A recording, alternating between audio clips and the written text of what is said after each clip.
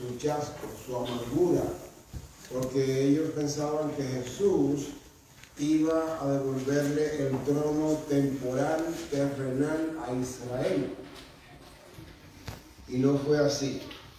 El Señor dice que tenemos que estar muy pendientes, no sea que nosotros tampoco conozcamos el tiempo de nuestra visitación.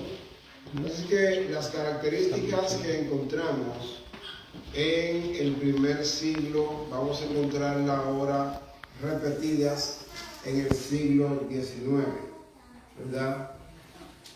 Vamos a viajar ahora al siglo XIX y ver cómo esta historia se repite. En este tiempo, otra vez, como en el primer siglo, la iglesia de Dios se encontraba dormida. Ustedes recuerdan que en el tiempo del advenimiento de Cristo o de su nacimiento, la iglesia estaba confiando casi plenamente, ciegamente en sus líderes. ¿Sí? Y eso lo vamos a encontrar en esta parte también. Otra vez, Dios tuvo que utilizar a un gentil incircunciso para despertar a la iglesia y llevarlos al punto o a la experiencia que Él quería. Recuerden ustedes que en el estudio de esta mañana también fueron gentiles incircuncisos los que llevaron el mensaje a Israel. ¿Dónde está el rey que ha nacido? Porque su estrella hemos visto y venimos para adorarle. Entonces, los pastores de Israel, los líderes del pueblo, consideraron que el informe no valía la pena. Ellos rechazaron la luz que Dios había enviado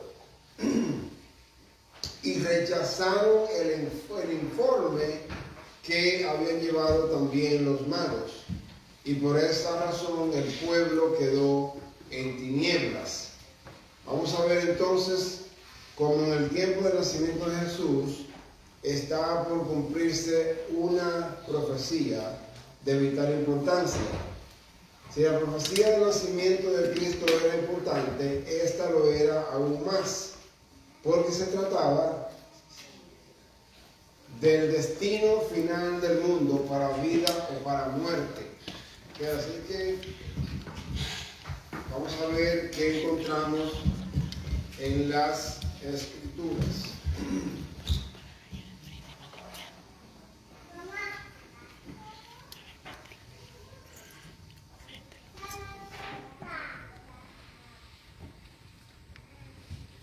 Otra vez, y como cumplimiento de la profecía de Daniel 8:14, William Miller pensó que Cristo debía aparecer para consumar aquella bienaventurada esperanza y para llevar a la iglesia de Cristo al hogar celestial. William Miller pensó, estudiando Daniel 8:14 hasta 200 días de tarde y mañana, y el santuario será purificado. Esta fue la columna vertebral o la base que utilizó William Miller para predicar el mensaje que Dios le había entregado. Pero por favor, presten la mayor atención posible, porque lo que encontramos en la mañana lo vamos a ver ahora de nuevo, pero posiblemente en una situación más triste. Otra vez, Dios se vio obligado a levantar a la persona más improbable para la obra que debía hacerse. Había muchos pastores denominacionales que podrían haber hecho esta obra, pero ahora se estaba repitiendo la historia de la iglesia judía. Aquella misma fatal seguridad que se había manifestado en la iglesia judía también se veía en las iglesias cristianas en el tiempo que el Señor llamó a William Miller, campesino y letrado que no creía en la Biblia. ¿Quién era William Miller? un campesino iletrado que no creía en la Biblia. Podríamos decir que era prácticamente un analfabeto que no creía en la Biblia. ¿Cómo podía concebirse en el pensamiento de por un solo momento que Dios iba a utilizar, número uno, un campesino, número dos, a una persona sin estudios, y número tres, y mucho peor todavía, que ni siquiera creía en la Biblia? Y es muy sabio y pertinente que nosotros entendamos que Dios no está encajonado a nuestras o en nuestras expectativas. Dios no está obligado a cumplir con nuestros requerimientos. Él va a enviar su mensaje de salvación de la manera y a través de la persona que Él quiera.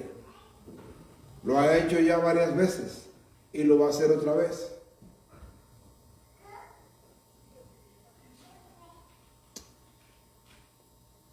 William Miller dice la inspiración, 1 Corintios capítulo 2, del 6 al 8. 1 Corintios capítulo 2, del 6 al 8 dice: sin embargo, hablamos sabiduría entre los que han alcanzado madurez, y sabiduría no de este siglo, ni de los príncipes de este siglo que perecen. El apóstol Pablo dice que la sabiduría que Dios da es muy distinta a la sabiduría del mundo. También nos dice que lo espiritual debe acomodarse, debe interpretarse de manera espiritual también. De forma que si nosotros queremos y necesitamos realmente entender el mensaje de Dios, necesitamos tener una mente espiritual. Sigue diciendo la palabra de Dios: mas hablamos sabiduría de Dios en misterio, la sabiduría oculta, la cual Dios predestinó antes de los siglos para nuestra gloria, la que ninguno de los príncipes de este siglo conoció, porque si la hubieran conocido, nunca habrían crucificado al Señor de gloria. Imagínese usted que los dirigentes religiosos eran la esperanza de la iglesia. Y la iglesia a su vez la esperanza del mundo. Y la misma iglesia crucificó al Señor de la vida y de la gloria. ¿Cuál era la condición de la iglesia y del mundo entonces?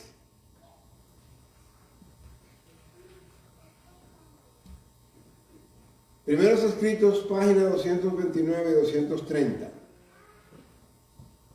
Dice el Señor: Dios envió a su ángel para que moviese el corazón de un agricultor que antes no creía en la Biblia y lo indujese a escudriñar las profecías.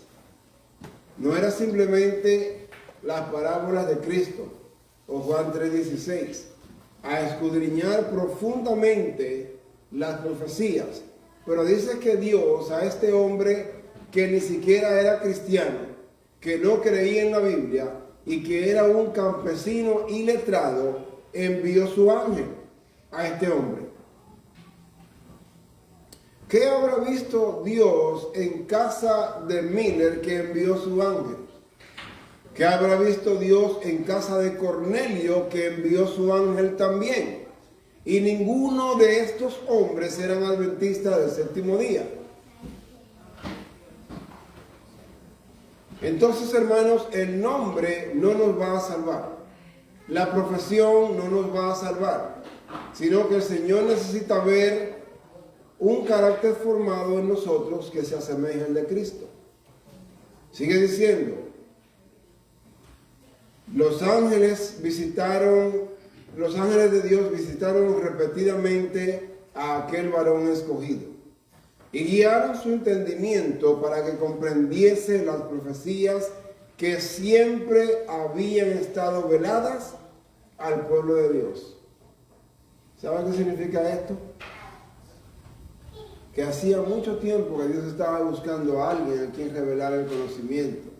Pero el pueblo de Dios estaba envanecido con la simple teoría de la verdad y Dios no pudo hacer nada a través de su pueblo.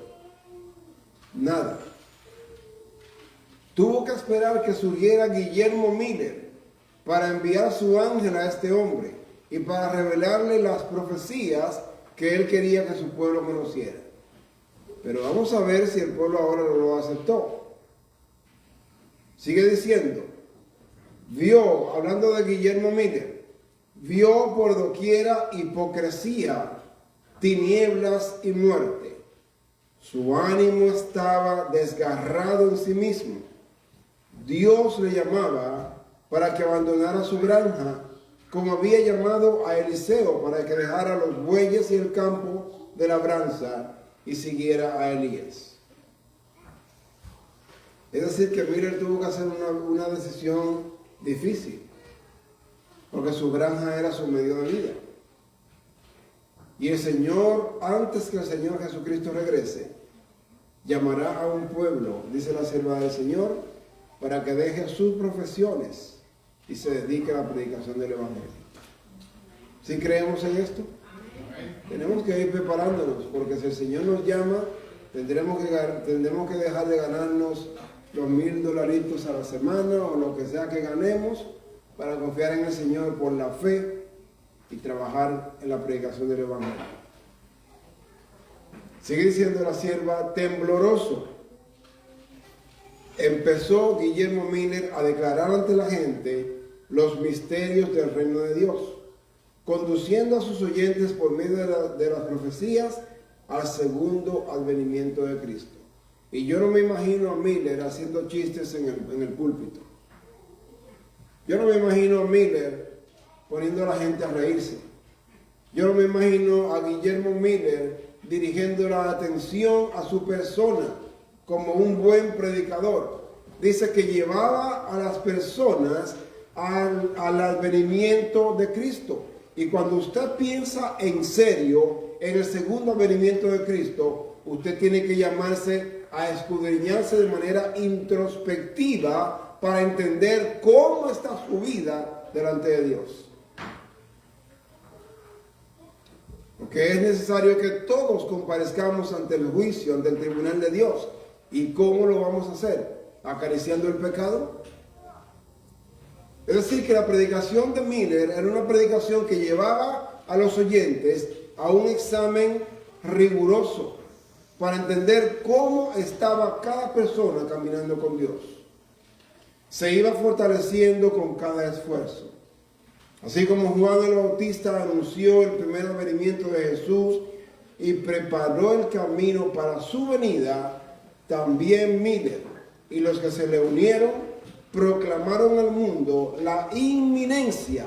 Oiga bien, en el siglo XIX proclamaron la inminencia del segundo advenimiento del Hijo de Dios. Y hoy, ¿será que es inminente el segundo advenimiento de Cristo? ¿Será que los pastores hoy en día presentan al pueblo la verdad presente y el inminente regreso de Cristo?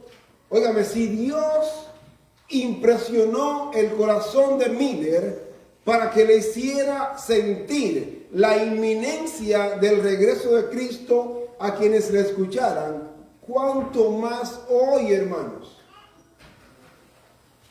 Y bueno sería para entender esta declaración que todos los presentes, por lo menos los adultos, entendiéramos qué sucedió en nuestro pueblo, en nuestra iglesia, en el año 1888. Pocos años faltaban para que el Señor Jesús regresara a la tierra. Y por eso Dios reveló con poder este mensaje a Miller, porque él sabía lo que ya se estaba fraguando en el mundo político, financiero, religioso, hermanos. Ya el Señor lo sabía.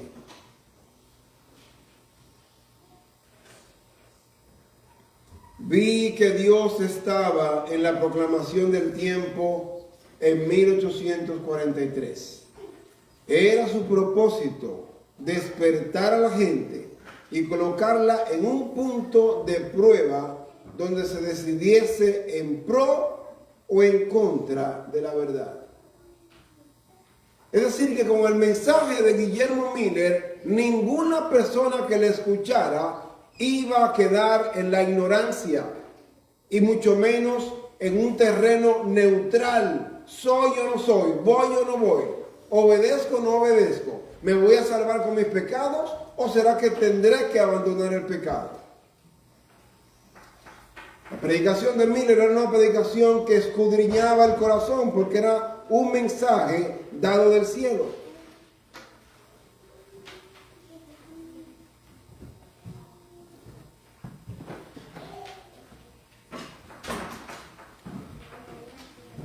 Zacarías capítulo número 13.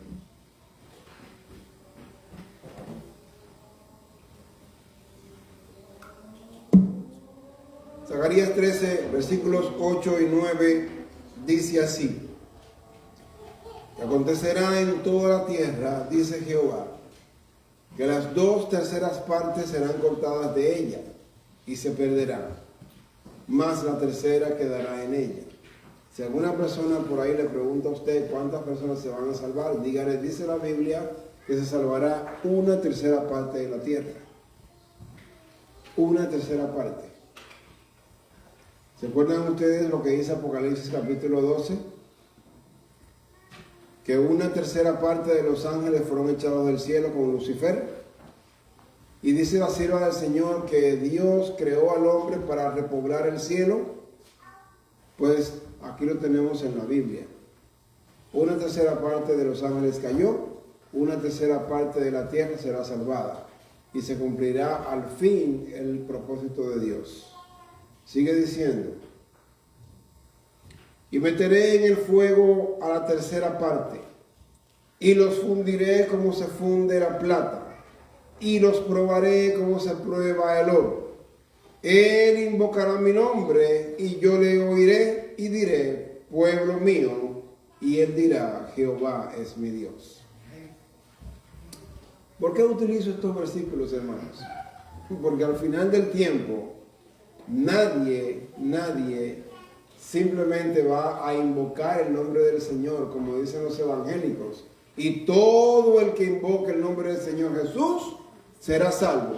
Dice el Señor, sí, me van a invocar y serán salvos, pero antes que me invoquen, yo los voy a meter en el horno de fuego, y cuando salgan purificados del horno, entonces me invocarán y entonces les responderé.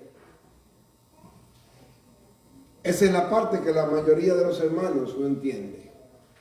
Primero hay que pasar por el horno de fuego. Dice el Señor, los voy a probar con fuego, como se prueba el oro y como se prueba la plata. Y cuando salgan purificados del horno, y ustedes saben que el platero y el orero prueban los metales cuando ellos ven su imagen reflejada en el metal ya limpio, purificado. Y cuando el Señor vea su imagen grabada en nosotros, Él nos va a responder.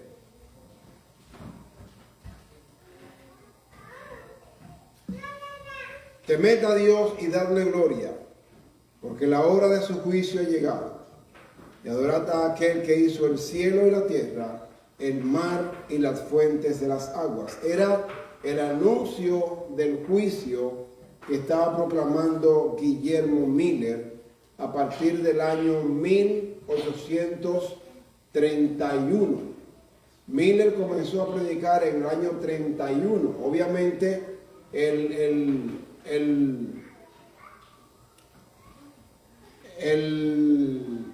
vamos a decir, la parte más importante de todo ese tiempo, el tiempo más importante fue entre 1843 y 44, pero él comenzó en el año 31 a proclamar el mensaje del advenimiento y del juicio de Dios al mundo.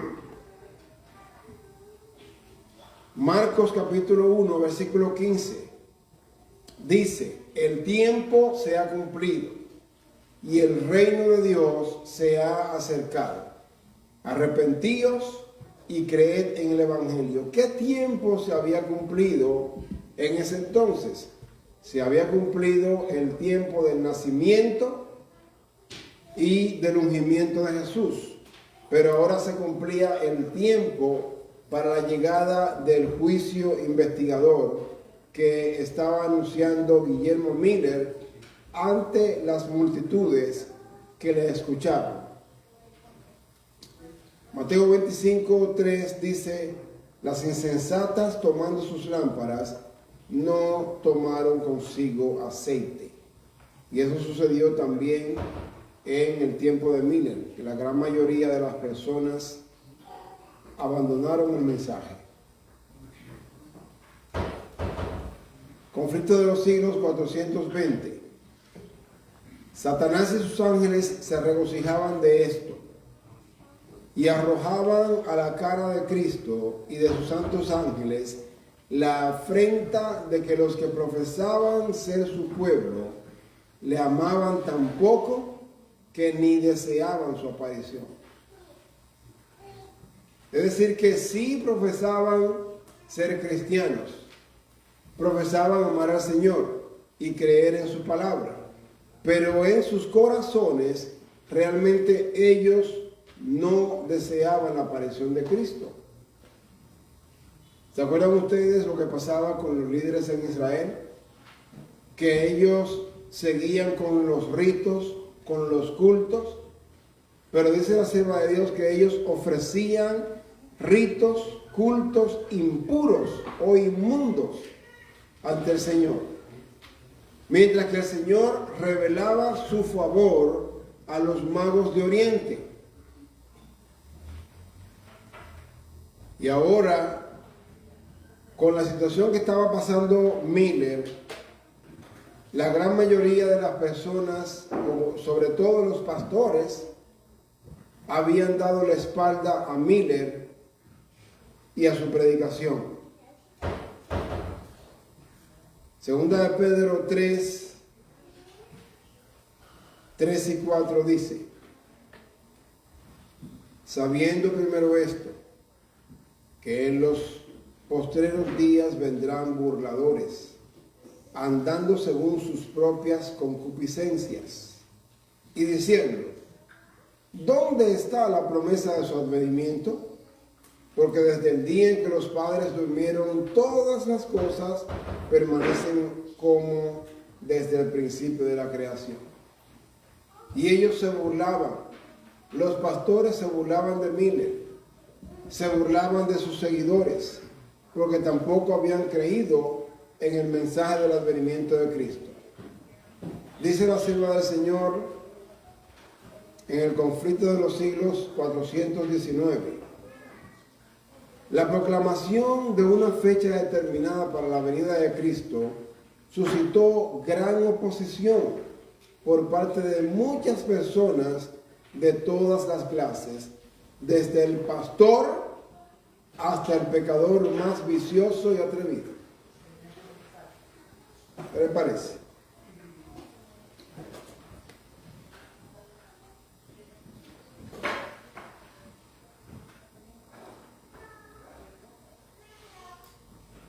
Muchos que profesaban amar al Salvador declaraban que no se oponían a la doctrina del advenimiento, sino tan solo a que se le fijara una fecha. ¿Por qué creen ustedes que ellos se oponían a la fijación de una fecha? Por la misma razón que los judíos en el tiempo del nacimiento de Cristo se oponían a la predicación del advenimiento del Señor. Ellos no estaban listos. Ellos amaban al mundo. Ellos estaban absortos, muy ocupados en la búsqueda del dinero, de la posición y del poder. A ellos les preocupaba más estar en buena condición, en buena lid con Roma que con Dios. ¿Será que hoy sucede algo parecido? Sigue diciendo la sierva de Dios: pero el ojo escrutador de Dios leía en sus corazones, En realidad, aquí viene la verdad, lo que había era que no querían oír decir que Cristo estaba por venir para juzgar al mundo en justicia. Ahora, si usted teme al juicio de Dios, ¿por qué teme? Porque está obedeciendo. ¿Por qué no querían los israelitas escuchar decir que el Mesías iba a venir? Porque también traería juicio sobre el pueblo. Y entendemos a través de Juan, primera de Juan capítulo 4, que donde hay temor es porque hay que desobediencia. Porque dice Juan, el amor o el verdadero amor echa fuera el temor. Y el verdadero amor es la obediencia. Si me amas, guarda mis mandamientos. Y este es el amor que tenemos hacia el Padre, que guardemos sus mandamientos. Y el pueblo cristiano en el tiempo de Miller estaba igual, repitiendo la historia del primer siglo. Sigue diciendo, habían sido siervos infieles. Sus obras no hubieran podido soportar la inspección de Dios, que escudriña los corazones. ¿Y qué pasaba entonces? Temían comparecer ante su Señor. Entonces, ¿quién era el culpable? ¿Miller y su predicación fanática? ¿El culpable era Miller o los que le seguían a Miller? No, hermanos. El culpable era el pecador. Dice la sierva de Dios, desde el pastor hasta el pecador o el vicioso más atrevido.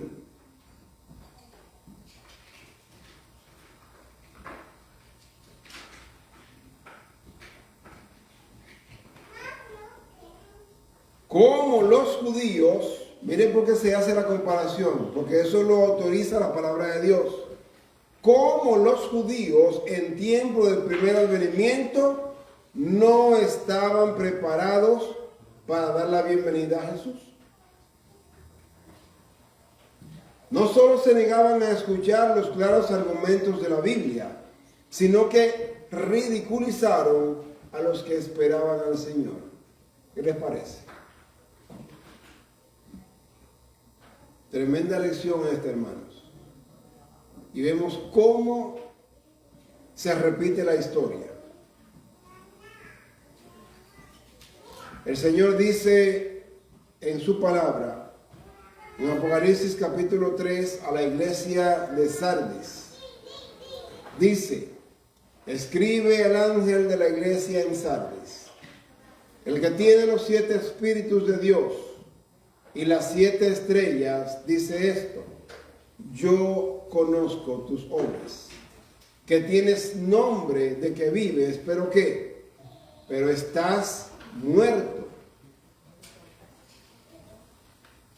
La iglesia cristiana en el tiempo de Miller tenía nombre de que estaba viva, pero estaba muerta. Y el Señor decía a la iglesia a través de Miller, no te preocupes por presentarte ante mí. No te preocupes por pensar que estás viva, porque yo conozco tus obras y sé muy bien que estás muerta.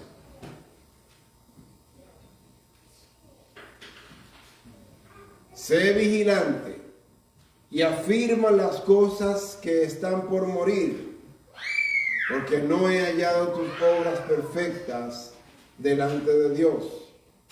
Acuérdate, pues, de lo que has recibido y oído, y guárdalo, y arrepiéntete, pues si no velas, vendré a ti como ladrón, y no sabrás a qué hora vendré sobre ti. Hermanos, si me gustaría abrir un pequeñito paréntesis para hablar por un minutico acerca del COVID. El COVID le ha robado la atención al Señor. Pero bueno, ese no es el punto. Hoy se habla más de COVID que de la segunda venida de Cristo. Pero hermanos, yo he dicho muchas veces, ¿cuántos hermanos adventistas pensaron que podían seguir jugando con la reforma pro salud y alcanzar la salvación? ¿Cuántos hermanos seguimos descuidando la salud y nunca pensamos que esto que está pasando pasaría? ¿Ustedes se acuerdan cuando Satanás pidió a Job para tentarlo, para dañarlo? Yo me imagino a Satanás obteniendo el permiso de Dios para que enviara este virus. No vamos a entrar en detalle que si fue creado, que si fue manipulado, no ese es el punto. La cuestión es que la situación está. ¿Cuántos hermanos hoy no vinieron al templo porque tienen miedo del COVID? ¿Cuántos hermanos no van a los cultos porque están enfermos? ¿Y cuántos hermanos ya no han muerto por esta situación?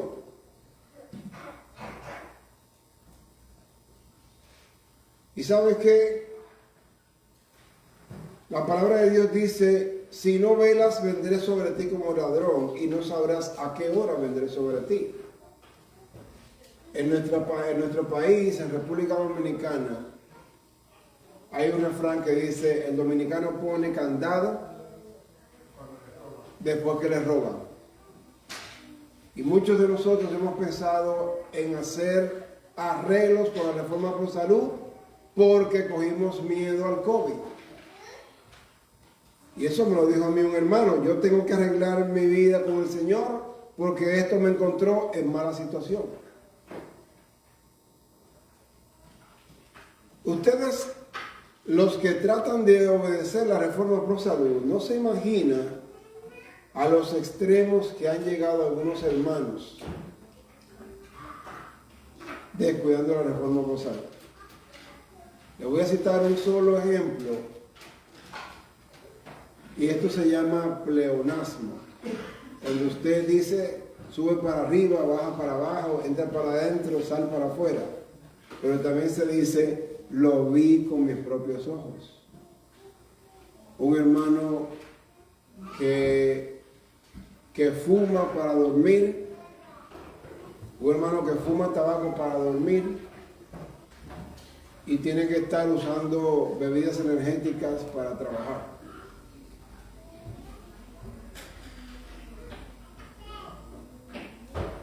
Y ese hermano es director de diácono y predicador y fuma.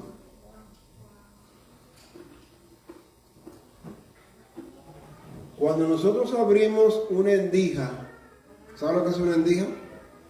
Una brechita al enemigo, él se va a meter. Pero se necesitan las puertas de la Nueva Jerusalén para poder sacarlo. Porque ya no lo va a poder sacar, a menos que sea por la omnipotencia de Dios. No lo va a poder sacar.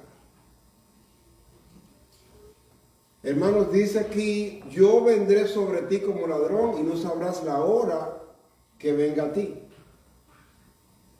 Y eso no solamente en lo espiritual, también en lo físico. Primera Tesalonicenses 5. Pero acerca de los tiempos y de las ocasiones, no tenéis necesidad, hermanos, de que yo os escriba. Es decir, ustedes ya saben esto. Dice Pablo, no necesita que yo le escriba de esto. Porque vosotros sabéis perfectamente que el día del Señor vendrá, así como ladrón en la noche. Que cuando digan paz y seguridad, entonces vendrá sobre ellos destrucción repentina, como los dolores a la mujer encinta, y no escaparán.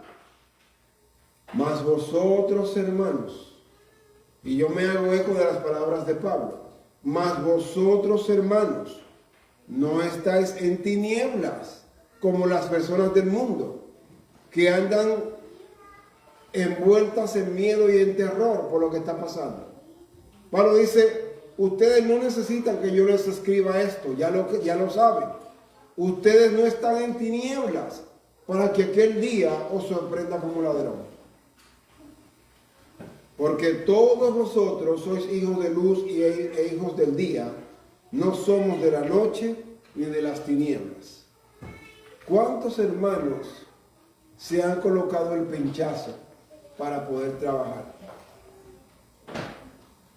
El Señor dice, ustedes no son hijos de las tinieblas ni de la noche, son hijos del día y de la luz. Y los hermanos se van a colocar su pinchazo. Porque, como les llamo yo, los asesinos mediáticos o los sicarios mediáticos, los canales de televisión, de radio y las plataformas de los medios sociales se han dedicado a inyectarle miedo, terror a la gente. Y la gente se lo ha creído. Hermanos, si hubiéramos sido fieles a la reforma pro salud desde un principio, no hubiera existido ningún canal, ningún locutor, ningún mentiroso que me hubiera atemorizado a mí, ni ningún virus tampoco. Todavía mi Biblia sigue diciendo, si me obedeces, ninguna enfermedad de la que envié a los egipcios enviaré a ti. Y eso incluye también un virus. Dice, porque yo soy Jehová. ¿Será que Él es el sanador? ¿O eso fue para Israel en lo antiguo? Y ahora tengo que ponerme el pinchazo porque yo a Dios no sana.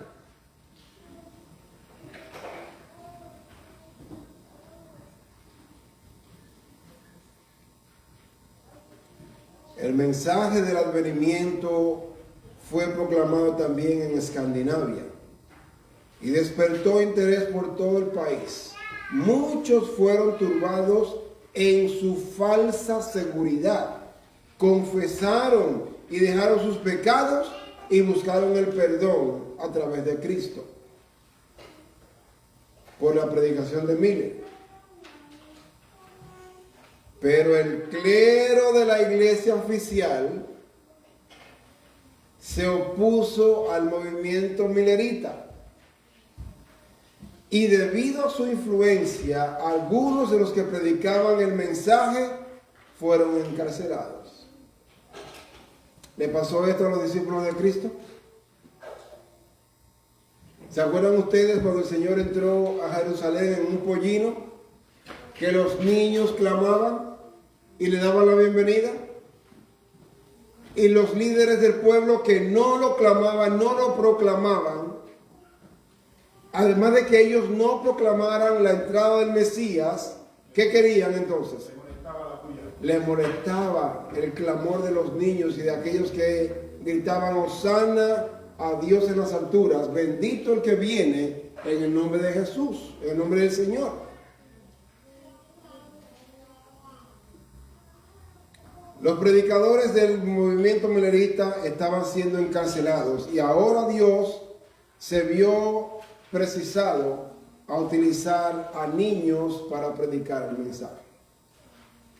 Y esto es una advertencia para los padres. Hermanos, asegúrense de estar educando a sus hijos para el cielo. Eso es, como dice el refrán, eso es harina de otro costal. Eso es un tema muy aparte, pero por favor, hermanos, en el temor de Dios, asegúrense de estar educando a sus hijos para el cielo. Corríjanlos, amonéstenlos, castíguenlos, pero ámenlos y edúquenlos. Porque el Señor le va a pedir cuenta por los hijos a ustedes y a mí, a cada uno de nosotros. La sierva del Señor dice en el conflicto de los siglos 4:15 y 4:16, en muchos puntos donde los predicadores de la próxima venida del Señor fueron reducidos al silencio porque fueron encarcelados, plugó al Señor enviar el mensaje de modo milagroso por conducto de niños pequeños. No eran de 13, 14, 15 años. Fueron niños pequeños. El niño mío va a cumplir 7 años el próximo mes. Niños como él, de los que predicaba. Porque la gente tenía que saber que eran niños y que no habían ido a una escuela para educarse, para predicar. Vamos a leer. Como eran menores de edad, la ley del Estado no podía impedírselo y se les dejó hablar sin molestarlos.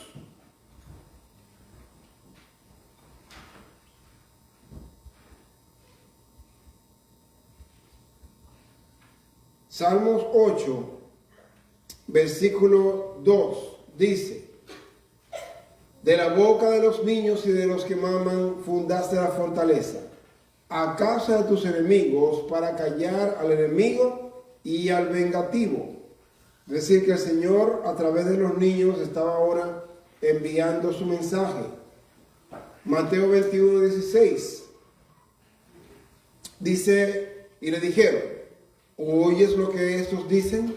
Y Jesús les dijo, sí, ¿nunca leísteis de la boca de los niños y de los que maman perfeccionaste la alabanza?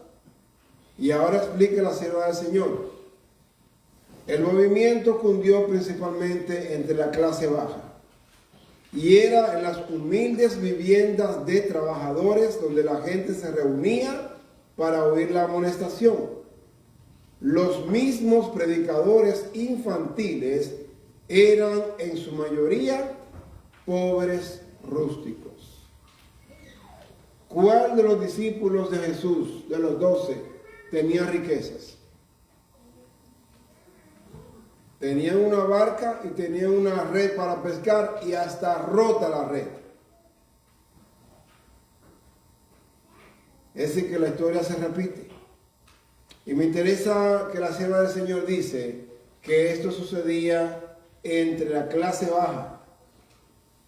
Y número 2, en hogares se predicaba el mensaje. ¿Ok? Sigue diciendo, algunos de ellos no tenían más de 6 a 8 años de edad. Imagínese usted, un niño de 8 años, de 6 años predicando el Evangelio. Y aunque sus vidas testificaban que amaban al Salvador y procuraban obedecer los santos preceptos de Dios, no podían dar prueba de mayor inteligencia y pericia que las que se suelen ver en los niños de esa edad. Imagínese qué podía usted ver en un niño de 6, 7 años predicando el Evangelio. Pero dice que también ellos daban testimonio de que amaban al Señor. Y si ellos daban testimonio de que amaban al Señor, era obviamente porque ellos, estos niños, habían sido educados para amar al Señor. Porque Dios no iba a obligar a ningún ser humano a amarlo ni a predicar su mensaje. Si papá y mamá en casa no hacen ese trabajo, el Señor no lo va a hacer por nosotros. Sin embargo, estos mismos niños, cuando se encontraban ante el pueblo, era de toda evidencia, es decir, era muy claro que los movía una influencia superior a sus propios dones naturales. Era muy claro, dice acá. Alguien los está moviendo para predicar. Su tono y sus ademanes cambiaban y daban la amonestación del juicio con poder y solemnidad, empleando las mismas palabras de las Sagradas Escrituras. Temed a Dios y dadle gloria, porque la hora de su juicio ha llegado.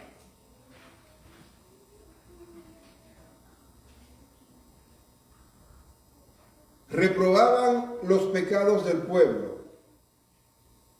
condenando no solamente la inmoralidad y el vicio, sino también la mundanalidad y la apostasía, y exhortaban a sus oyentes a huir de la ira venidera. Hermanos, estos niños, habiendo sido tomados y dirigidos por el Espíritu Santo, dice que condenaban el pecado en el mundo, pero también en la iglesia. Porque dice que ellos estaban denunciando la inmoralidad y la apostasía al mismo tiempo. La apostasía de la iglesia. Porque usted no puede anunciar o denunciar la apostasía en el mundo. Porque apostasía significa un apartamiento o un alejamiento de la verdad. El mundo ha sido mundo siempre. Y es interesante que el mundo no pretende ser religioso, pero los religiosos sí se comportan como el mundo.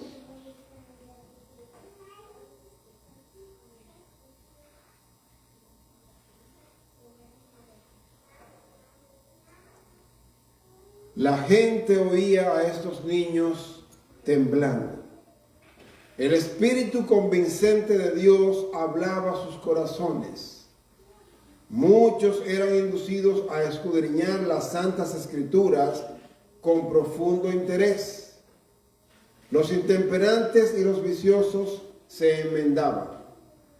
Otros renunciaban a sus hábitos deshonestos y se realizaba una obra tal que hasta los ministros de la iglesia oficial se vieron obligados a reconocer que la mano de Dios estaba dirigiendo este movimiento. Y si Dios era con ellos, ¿quién sería contra ellos?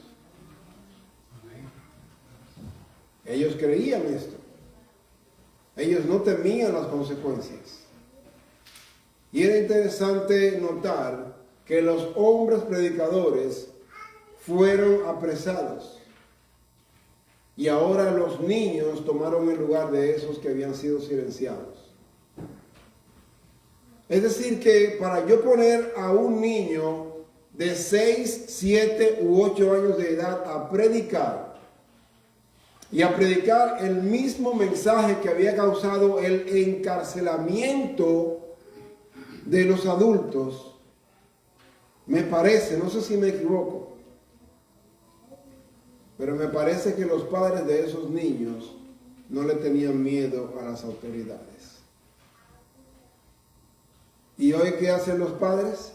Le ponen una mascarilla a los niños porque las autoridades dijeron que hay que ponerles una mascarilla al niño.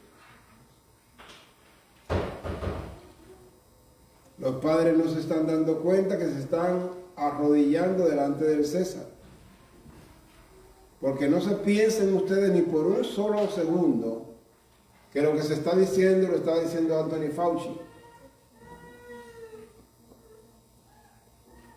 Ni siquiera Donald Trump ni Biden tampoco. Según mi Biblia, esas órdenes vienen del Vaticano. Según mi Biblia, yo no sé si todavía las de ustedes dicen lo mismo. Pero según mi Biblia, la segunda bestia, este país, obtiene su poder y su autoridad de la primera, del Vaticano. Y el Vaticano la obtiene del diablo.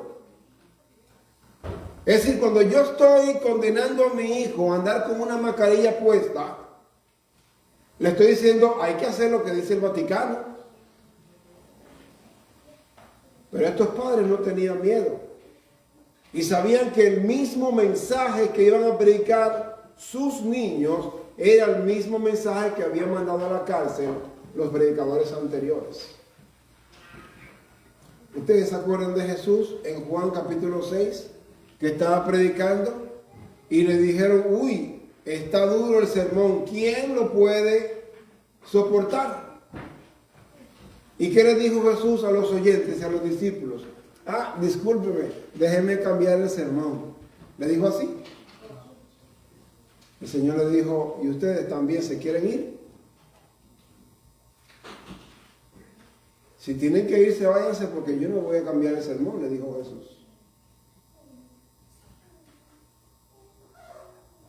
Y cuando Jesús se mantuvo firme, repito, porque se mantuvo firme, haciendo la voluntad de su Padre, no de la iglesia, no del mundo, entonces le dijeron, Señor, ¿a quién iremos si solamente tú tienes palabras de vida? ¿No sería bueno que también la iglesia dijera lo mismo al predicador? Y que el predicador le diga lo mismo al Señor. La sierva del Señor explica por qué Juan el Bautista se atrevió a presentarse ante Herodes y decirle lo que le dijo. La sierva del Señor dice, se atrevió a presentarse ante los monarcas del mundo porque se humilló ante el monarca del universo. Pero hoy nos humillamos ante el Papa, nos humillamos ante las autoridades, nos humillamos ante la televisión y desechamos los mandamientos de Dios. ¿Cómo es posible que los hermanos están muriendo por el COVID? ¿Por qué?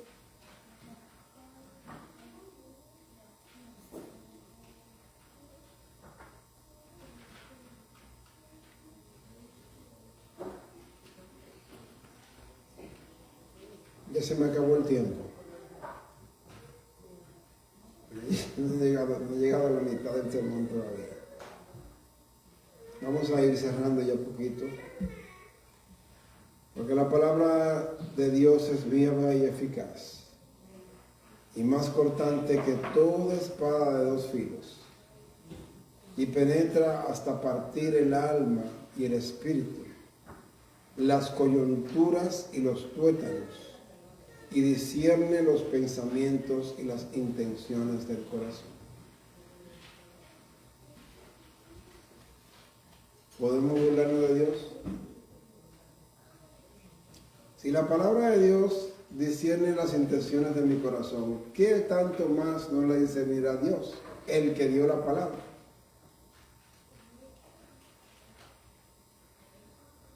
La iglesia en el primer siglo cayó en un chasco amargo. La iglesia en el siglo XIX cayó en un chasco amargo. La sierva del Señor dice en el libro Historia de la Redención que solamente en el verano del 1844, y eso que Miller estuvo predicando casi 14 años el mensaje, antes hasta el 1844. Pero solamente en el verano del 1844 se unieron al movimiento millerita 50,000 personas que abandonaron sus iglesias y se unieron al movimiento millerita por la obra del Espíritu Santo. ¿Cuántos más no se habrían unido desde 1831 al 1844? Pero ¿sabe por qué le digo esto, hermanos? Porque el 23 de octubre de 1844, los hermanos que habían permanecido fieles cabían en una sola habitación. De 60, 70, 80, 100,000 que eran, ahora los que quedaron fieles podían reunirse en una misma habitación. ¿Hubo un zarandeo? Hay un zarandeo hoy, y créanme que la historia se va a repetir.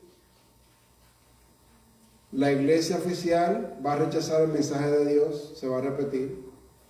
Los pastores van a estar, o no sé si están, más ocupados en la posición y en el poder.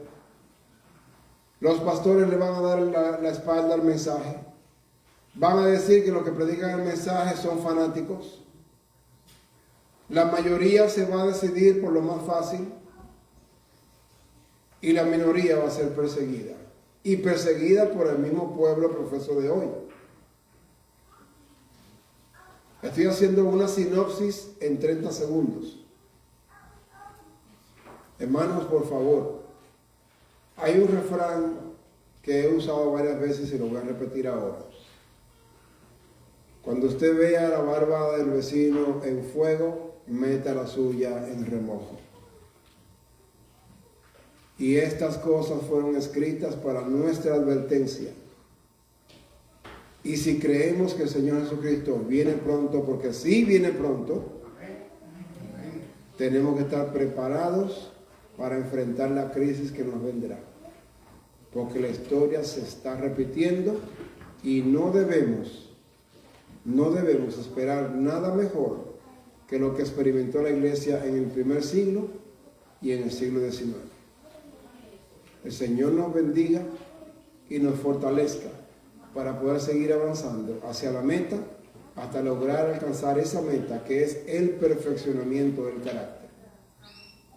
Maranatha.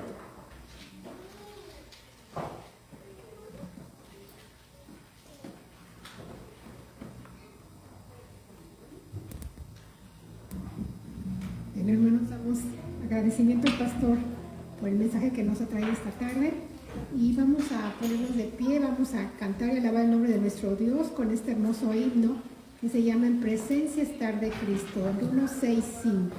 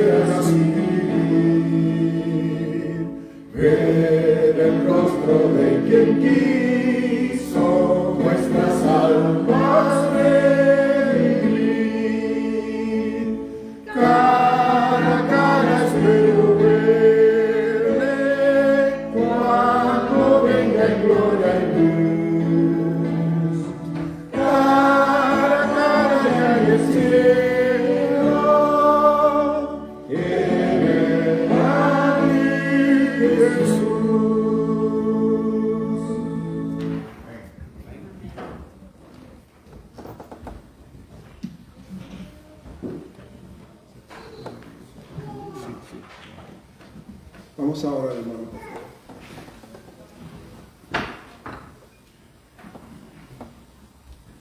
Amante y bondadoso Padre, realmente eres un Dios bondadoso y misericordioso, grande en amor y misericordia, tardo para airarte y Y por eso, por amor y misericordia, nos regalas esta advertencia, esta historia que ha quedado grabada en tu palabra,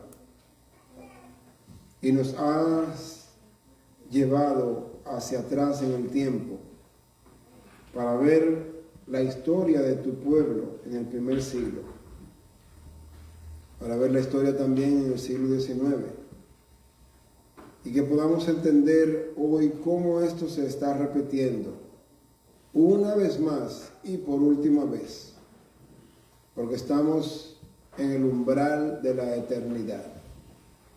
Señor, te suplicamos que unjas nuestros ojos con colirio. Quita de nosotros la suficiencia propia, la vanagloria, la presunción, la justicia propia. Humíllanos, Señor, ayúdanos a humillarnos delante de ti, para que podamos ser exaltados en el día malo. Ayúdanos, Padre, a ser humildes ante tu mensaje, a no buscar paliativos ni alternativas a tu palabra, sino simplemente obedecerla. Ayúdanos a entender que las consecuencias de descuidar tu palabra serán eternas, mas sin embargo, si la obedecemos, podremos vivir eternamente contigo en las naciones celestiales. Ayúdanos para que podamos ser una iglesia triunfante y no simplemente militante. Y que cada miembro, cada familia presente y representada pueda ser un faro de luz en este mundo oscuro. Por favor, ayúdanos para que sea esa nuestra experiencia. Te agradecemos también por los alimentos físicos que has provisto. Te rogamos que por favor los bendigas. Bendigas las manos que los han preparado, a cada persona que los ha provisto. Y también provéenos a las personas en más necesidad. De manera especial te rogamos que suplas el pan físico y el espiritual a los que sufren por causa de la justicia. Te lo suplicamos y agradecemos en el nombre de Jesús. Amén, Señor.